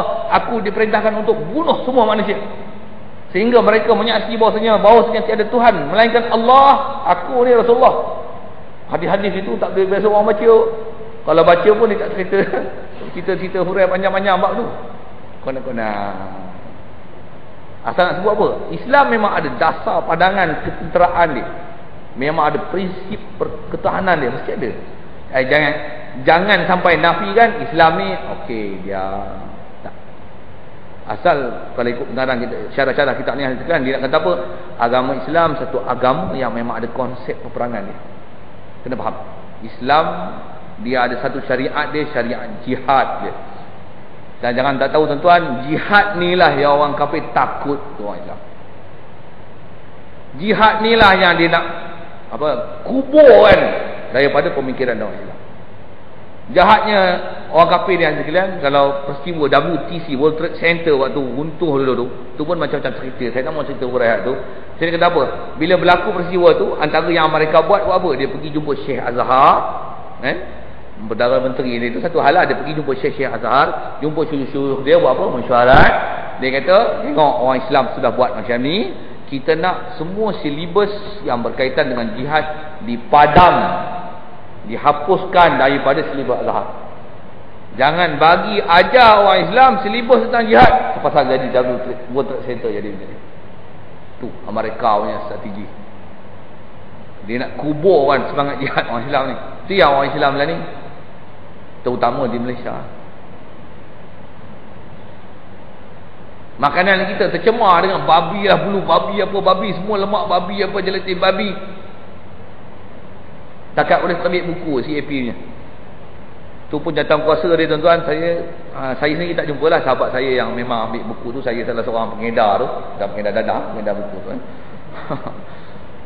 Dia kata apa? Jatuh kuasa CFP tu memang ramai daripada orang Islam kita, dan memang orang-orang haraki. Dia kata apa? Bersabung nyawa tu buat keluar buku tu. Terutama orang-orang yang mengusahakan syarikat makanan ni, yang dia dedahkan ni, babi, gelatin apa-apa ni, bahan kimia, bersabung nyawa. Orang dengki tu satu hal. Ada yang kena ugutan SMS nak kata musuh ni nak bunuh lah apa keluarga kamu macam ni ni. Tak usah sembang. Nak keluar buku tu halal haram panduan CFP tu. Saya nak cerita apa ni? Nak cerita orang Islam punya semangat jihad tu dah dikubur. Asal kitab yang kita baca ni, dia kata apa? Rasulullah tunjuk jalan sebenar antaranya dengan pedang. Namanya apa? Kita kena faham bahawasanya jihad salah satu syariat kita. Bahkan dia syariat Nabi-Nabi dulu, Rasul-Rasul dulu. Jihad ni adalah satu perkara yang besar dalam agama kita. Bahkan kalau kita tengok dalam kejayaan Islam, salah satu sebab Islam jadi kaya dan luas takluk dia pasal banyaknya ghanimah. Tapi bukan asal tujuan saya nak sebut ni kata kita mesti bunuh semua orang kafir. Saya tak kata itu. Tapi nak kata memang salah satu perkara yang kita kena faham, kita mesti ada solidarity. Mesti ada. Okey. Ada masalah tu tanya. Saya rasa saya punya penerangan tentang masuk pedang tu rasanya saya dah bagi penjelasan. Eloklah, saya rasa lah. Tak tahu tuan-tuan rasa ustaz ni kona tu mana lah. Kalau rasa tak puas hati tanya kita kat ruangan lagi. Masa kalau ikut 31 lah. Babi hayat tu saja sikit. Dan ya Rasulullah ajar pada makhluk jalan sebenar, kata dia dengan petunjuknya. Dia sebut pedang dulu tuan-tuan, lepas tu baru petunjuk. Kaedah hadap tuan-tuan, kalau kita belajar ilmu tafsir, ilmu hadis, dia ada, kena tengok ada satu ilmu tafsir yang kaedah bila kita belajar tafsir dia panggil munasabah sabiq walahik, ataupun dia kata ada hikmah fi tartibil ayat. Takdim apa? Sabab takdim wa ta'khir. Hikmah takdim wa ta'khir. Rahsia kenapa didahulu dan dikemudiankan. Quran ada, hadis ada, bahkan semua kalangan ulama dia menggunakan uslub ni. Doa disebut pedang dan petunjuk. Memang kalau ikut dari segi nak sebar agama, petunjuk dan hidayah. Betul? Memang. Tapi petunjuk dan hidayah ni dari segi akidah tuan. Dia benda akidah, dia bab ghaib. Maksudnya yang ni serah pada Allah Taala. Allah Taala yang bagi petunjuk. Yang tu bab hidayah, bab iman dalam hati. Dia sebut pedang dulu pasal apa? Pedang ni yang ni habuan kita. Yang ni adalah berdasarkan sabab musabab dan usaha ikhtiar. Sebahagiannya adalah gunakan pedang. Nak cerita apa ni? Didahulukan pedang daripada petunjuk siapa? Nak menunjukkan bahawasanya dari segi ikhtiar, kita kena ikhtiar dan laksanakan sabab musabab dulu, baru serah petunjuk ke Allah Ta'ala. Kita tak boleh serah petunjuk pada Allah Ta'ala. Terpulanglah Allah Ta'ala bagi petunjuk siapa? Oh tu duduk dia. Allah Ta'ala bagi hidayah. Orang tak main mengaji buat macam mana? Dah nasib. Ya. Pintu hati dia orang Ta'ala dah tutup, dah mati kan. Akhir zaman dah ni. Dia serah tu pada orang Ta'ala tanpa usaha ikhtiar. Kalau kita ngaji akidah nanti, bab ni ada dalam fahaman macam ni adalah fahaman Jabariyah. Dia tak ada usaha ikhtiar lah. Takut hakikat faham. Oh dia ngaji tasawuf tinggi, wali-wali semua. Oh Tuhan bagi hidayah semua. Apa? Kita apalah kita boleh ikhtiar je. Allah Ta'ala bagi hidayah. Memang ayatnya gitu. Apa ikhtiarnya? Dalam matan dia kata apa? Pedang tu. Kata ulama syarah-syarah kitab ni kata dia, pedang tu nak mengisyaratkan, maksudnya buat kerja sungguh-sungguh. Macam mana dunia ni tuan-tuan, kita kena buat ikhtiar bersungguh-sungguh untuk selesai kan, untuk dapatkan sesuatu matlamat, visi dan misi kita, nak bagi selesai, tercapai objektif satu perkara tu, mesti bersungguh. Bak akhirat pun serupa lah. Kalau macam mana kita kata bak dunia, nak buat jalan raya, dia mesti fikir macam mana kita nak korek, nak bawa batu, bawa pasir, mana nak beli, dia punya tar apa-apa, fikir 3-4 hari kena melenguh satu ya. Tengok line mana, nak minta kursi meja, nak minta speaker, minta line, adun kita pun ada. Macam ni ikhtiar kan. Tu sebab dunia memang tak payah hajar, rasanya semua orang faham. Kalau orang berkebun, cara berkebun. Kalau orang pekan ni nak beli kereta, ikhtiar kan, macam mana nak beli kereta ni, harga 80,000, 90,000 kereta baru ni, mana nak ikhtiar kan, ambil loan mana ni, ikhtiar sampai dekat tu, bagi dapat susah payah dicari tu, bersungguh tu. Bak dunia kena cari sabab musabab, bak akhirat pun asal kaedahnya cari sabab musabab, baru dapat. Nak hafal Quran boleh kan ni? Nak hafal Quran ni masuk Ma'atafi, masuk Ma'atafi Peraknya ni, duduk kat intim, nak hafal Quran, hidayah tak datang lagi. Baca 10 kali tak ingat, tak terang hati dah tu, orang tak bagi hidayah lagi. Nak bagi ingat, bahasa gitulah kan. Apa tunggu hidayah? Ulang, tak cukup 10, 100, tak cukup 100, 1000, ulang. Tak cukup depan syekh, depan apa kita punya mursyid, orang yang kita nak talaki, kita nak semak dengan siapa tu, dengan mukri kita siapa, tengoklah kawan-kawan semak, tak ada tu, pasang kaset, dulu telinga. Nak bagi power, nak bagi cari sabab, tak boleh ingat tu. Tutup bilik semua, aircon pasang radio lah, kaset ke apa, CD ke, pasang dekat Quran saja hari-hari. Masuk bilik, keluar bilik, masuk dalam tanah pun duduk melengung pun dengar Quran dan kaset. Cari sabab tu, nak bagi ingat, baru kena kaya kan. Orang kata baru ngaji gila-gila untuk hafal Quran, baru akan jadi gila nak hafal Quran. Tapi bukan jadi gila wajah silap. Maksudnya asal-asal sebut sabab tu. Kalau tunggu hidayah, bab dunia tak pernah cari hidayah pun kan. Ni lapar tengah hari lah. Tengok 35 tak berhenti lagi ustaz. Perut dah cakap Hindu dah. Buat macam mana? Buat hidayah macam mana? Buat hidayah macam mana? Cari sabab lah kan. Macam mana nak lagi minum? Ustaz, masa dah habis. Cari sabab. Tu sabab cepat lah tu. Tengok body contact pun boleh faham ni. Lagi gelisah. Tengok jam. Saya boleh baca tu. Boleh faham. Boleh cari sabab tu. Kalau yang tu kita pandai ikhtiarkan sabab, ke akhirat ni kadang-kadang kita lupa sabab. Sabab tu kita tak cari. Macam mana kalau ikut asal saya nak sebut ialah dia dahulukan pedang dan petunjuk pasal apa? Nak menunjukkan usaha ikhtiar dalam bab nak cari petunjuk, mesti macam mana kita carikan benda-benda dunia lah. Rasulullah memang buat gitu. Tengok dia berdakwah macam mana, siang malam, pagi petang. Hujah dia akui macam-macam perkara kalau nak sebut. Masa kita terbatas. Habis ayat tu je. Jadi dia tunjuk jalan sebenar dengan pedangnya dan petunjuknya, tunjuk bagi jalan yang sebenar. Okay. Siapa Nabi Muhammad ni? Siapa Nabi ni? Muhammadun. InsyaAllah bulan depan. Wallahu a'lam. Yang baik pada Allah Taala, silap salah daripada kesilapan ni. Kita buka soalan walaupun masa kita dah melanggar ni. Kita mula lambat, kita lajak sikit dah. Sikit je untuk perbincangan kita. Asal sebut di bismillah, alhamdulillah, mulakan dengan bismillah. Untuk ada selawat salam, saya cerita tentang selawat sikit tadi. Dan saya bincang tentang ilmu sifat 20. Kenapa 20 angkanya gitu? Asy'ari Maturidi ada saya sebut nama gitu. Dan saya sebut tentang masalah tunjuk agama sebenar, syariat ada beza. Dari segi tauhid sama sejak Nabi dengan Rasulullah akhir zaman. Kemudian saya sebut tentang masalah pedang. Yang akhir tentang sabak-sabak ni. Kalau ada sekitar ada tanya.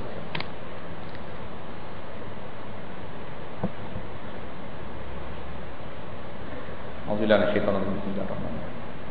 Allahumma nawwir qulubana bi nuri hidayyatika kama nawwartal arda min syamsika abadan abada bi rahmatika ya arhamar rahimin.